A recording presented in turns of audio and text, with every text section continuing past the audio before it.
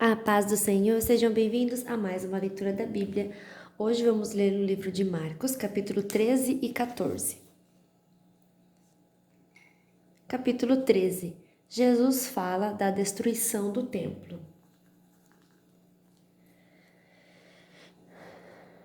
Quando Jesus estava saindo do pátio do templo, um discípulo disse: Mestre, veja que pedras e edifícios impressionantes.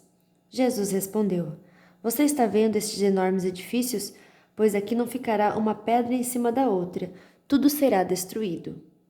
Perseguições e sofrimentos.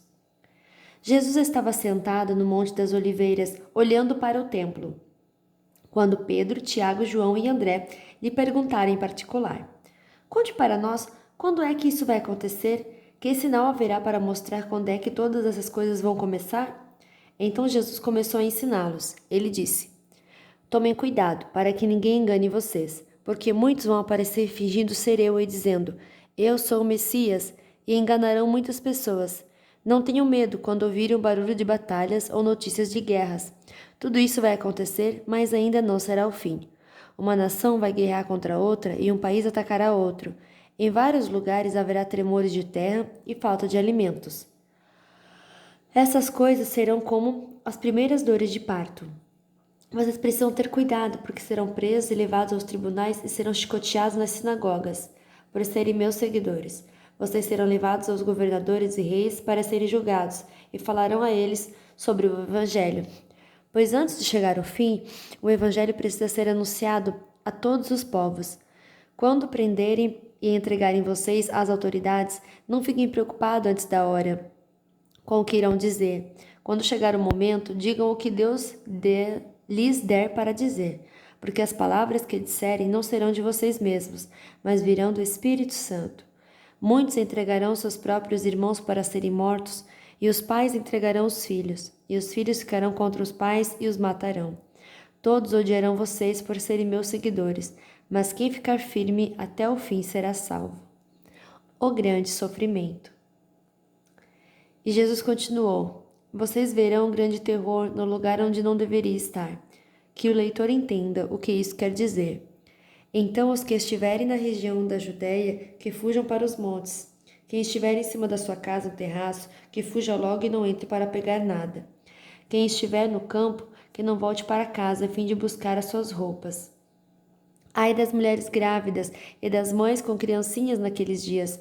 Orem a Deus para que isso não aconteça no inverno, porque naqueles dias haverá um sofrimento tão grande como nunca houve desde que Deus criou o mundo, e nunca mais acontecerá uma coisa igual. Porém, o Senhor diminuiu esse tempo de sofrimento. Se não fosse assim, ninguém seria salvo. Mas por causa do povo que Deus escolheu para salvar, esse tempo já foi diminuído. Portanto, se alguém disser para vocês: Vejam, o Messias está aqui, ou o Messias está ali, não acreditem, porque aparecerão falsos profetas e falsos messias, que farão milagres e maravilhas para enganar, se possível, até o povo escolhido de Deus. Prestem atenção, eu estou lhes dizendo tudo isso antes que aconteça. A vinda do Filho do Homem. Jesus disse: Depois daqueles dias de sofrimento, o sol ficará escuro e a lua não brilhará mais. As estrelas cairão do céu e os poderes do espaço serão abalados.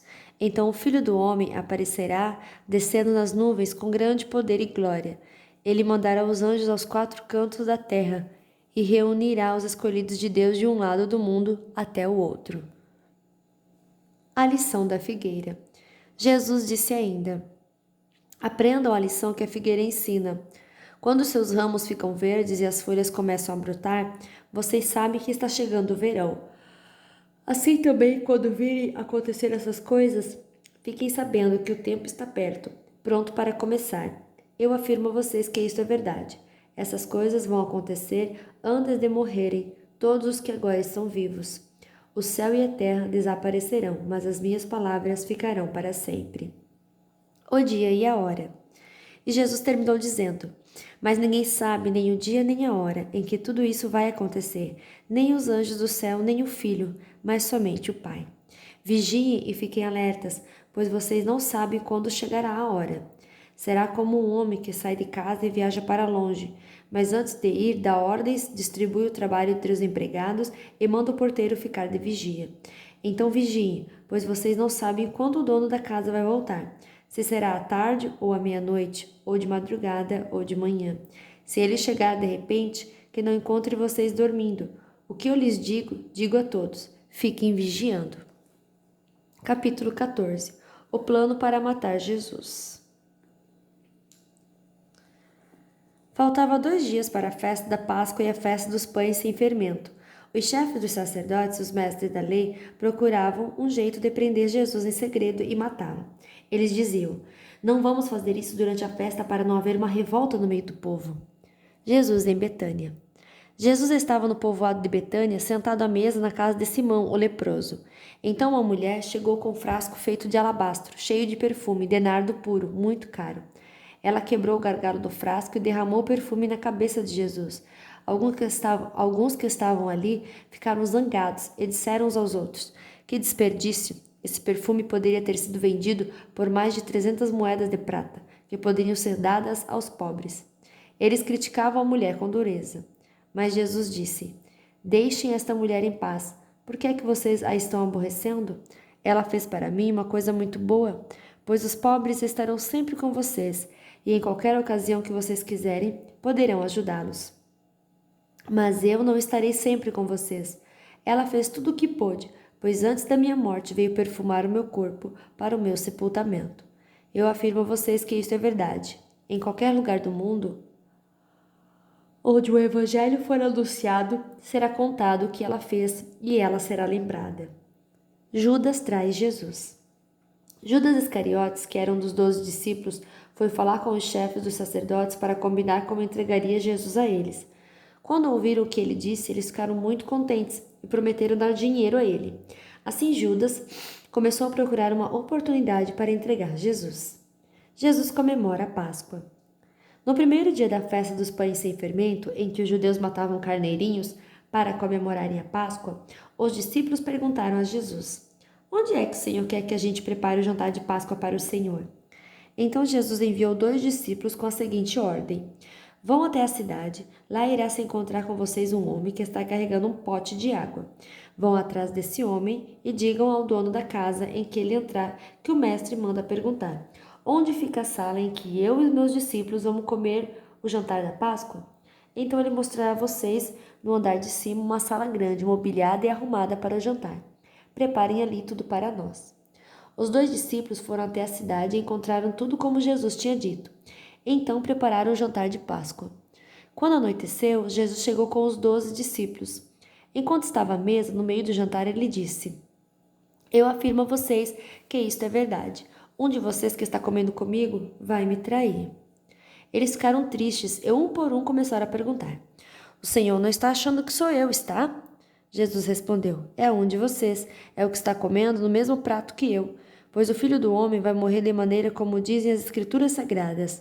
Mas ai daquele que está traindo o Filho do Homem, seria melhor para ele nunca ter nascido. A ceia do Senhor. Enquanto estavam comendo, Jesus pegou o pão e deu graças a Deus. Depois partiu o pão e o deu aos discípulos, dizendo: peguem, isto é o meu corpo. Em seguida pegou o cálice de vinho e agradeceu a Deus. Depois passou o cálice aos discípulos e todos beberam do vinho. Então Jesus disse: isto é o meu sangue, que é derramado em favor de muitos, o sangue que garante a aliança feita por Deus com o seu povo. Eu afirmo a vocês que isto é verdade. Nunca mais beberei deste vinho até o dia em que beber com vocês um vinho novo no reino de Deus. Então eles cantaram canções de louvor e foram para o Monte das Oliveiras. Jesus avisa Pedro. E Jesus disse aos discípulos: todos vocês vão vigiar, vão fugir e me abandonar, pois as Escrituras Sagradas dizem: matarei o pastor e as ovelhas serão espalhadas. Mas depois que eu for ressuscitado, irei adiante de vocês para a Galileia. Então Pedro disse a Jesus: eu nunca abandonarei o Senhor, mesmo que todos o abandonem. Mas Jesus lhe disse: eu afirmo a você que isto é verdade. Nessa mesma noite, antes que o galo cante 2 vezes, você dirá 3 vezes que não me conhece. Mas Pedro repetia com insistência: eu nunca vou dizer que não conheço, mestre. Eu nunca vou dizer que não o conheço, mesmo que eu tenha de morrer com o Senhor. E todos os outros discípulos disseram a mesma coisa. Jesus no jardim do Getsêmani. Jesus e os discípulos foram a um lugar chamado Getsêmani, e Jesus lhes disse: Sentem-se aqui enquanto eu vou orar. Então Jesus foi, levando consigo Pedro, Tiago e João. Aí ele começou a sentir uma grande tristeza e aflição, e disse a eles: A tristeza que estou sentindo é tão grande que é capaz de me matar. Fiquem aqui vigiando. Ele foi um pouco mais adiante, ajoelhou-se, encostou o rosto no chão e pediu a Deus que, se possível, afastasse dele aquela hora do sofrimento. Ele orava assim: Pai, meu Pai, tu podes fazer todas as coisas. Afasta de mim este cálice de sofrimento, porém que não seja feito o que eu quero, mas o que tu queres. Depois voltou e encontrou os 3 discípulos dormindo. Então disse a Pedro: Simão, você está dormindo? Será que não pode vigiar nem uma hora? Vigie e ore para que não sejam tentados. É fácil querer resistir à tentação. O difícil mesmo é conseguir. Jesus foi outra vez e orou, dizendo as mesmas palavras. Em seguida, voltou ao lugar onde os discípulos estavam e os encontrou de novo dormindo. Eles estavam com muito sono e não conseguiam ficar com os olhos abertos. E não sabiam o que responder a Jesus. Quando voltou pela terceira vez, Jesus perguntou: Vocês ainda estão dormindo e descansando? Basta! Chegou a hora, e o Filho do Homem está sendo entregue nas mãos dos maus. Levante-se e vamos embora. Vejam, aí vem chegando o homem que está me traindo. Jesus é preso. Jesus ainda estava falando quando chegou Judas, um dos 12 discípulos. Vinha com ele uma multidão armada com espadas e porretes, que tinha sido mandada pelos chefes dos sacerdotes, pelos mestres da lei e pelos líderes judeus. O traidor tinha combinado com eles um sinal. Ele tinha dito: Prendam e levem bem seguro o homem que o beijar, pois é ele. Logo que chegou perto de Jesus, Judas disse: Mestre, e o beijou. Então eles pegaram Jesus e o prenderam. Mas um dos que estavam ali tirou a espada, atacou um empregado do grande sacerdote e cortou uma orelha dele. Então Jesus disse para aquela gente: Vocês vêm com espadas e porretes para me prenderem como se eu fosse um bandido? Eu estava com vocês todos os dias ensinando no pátio do templo e vocês não me prenderam. Mas isto aqui está acontecendo para se cumprir o que as Escrituras Sagradas dizem. Então todos os discípulos abandonaram Jesus e fugiram. Um jovem enrolado no lençol seguia Jesus. Alguns tentaram prendê-lo, mas ele largou o lençol e fugiu nu. Jesus diante do Conselho Superior. Em seguida, levaram Jesus até a casa do grande sacerdote, onde estavam reunidos os chefes dos sacerdotes, alguns líderes dos judeus e alguns mestres da lei. Pedro seguiu Jesus de longe e entrou no pátio da casa do grande sacerdote. Ele sentou-se perto do fogo com os guardas para se esquentar. Os chefes dos sacerdotes e todo o conselho superior estavam procurando encontrar alguma acusação contra Jesus, a fim de o condenarem à morte, mas não conseguiram nenhuma. Muitos diziam mentiras contra ele, mas as suas histórias não combinavam umas com as outras. Alguns se levantaram e acusaram Jesus com mentiras. Eles diziam: Nós ouvimos quando ele disse: Vou destruir esse templo que foi construído por seres humanos, e em 3 dias levantarei outro que não será construído por seres humanos. Mesmo assim, as suas histórias não combinavam umas com as outras. Aí o grande sacerdote se levantou no meio de todos e perguntou a Jesus: Você não vai se defender dessa acusação? Mas Jesus ficou calado e não respondeu nada. Então o grande sacerdote tornou a perguntar: Você é o Messias, o Filho de Deus bendito? Jesus respondeu: Sou, e vocês verão o Filho do Homem sentado do lado direito do Deus Todo-Poderoso e descendo com as nuvens do céu.